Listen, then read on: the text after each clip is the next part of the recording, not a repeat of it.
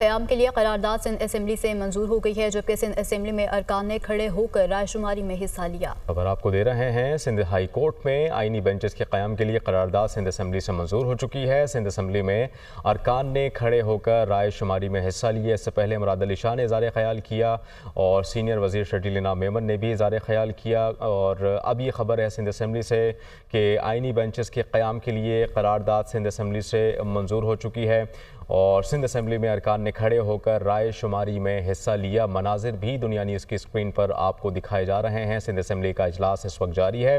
अरकान जो हैं वो फ़र्दन फ़र्दन इज़हार ख्याल कर रहे हैं। वज़ीर आला सिंध मुराद अली शाह ने भी इज़हार ख्याल किया, इस पर बात की और शर्जील इनाम मेमन ने भी तासुरात का इजहार किया सिंध असम्बली में।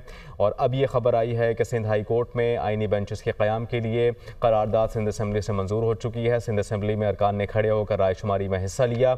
123 अरकान ने करारदाद की हिमायत में वोट दिया।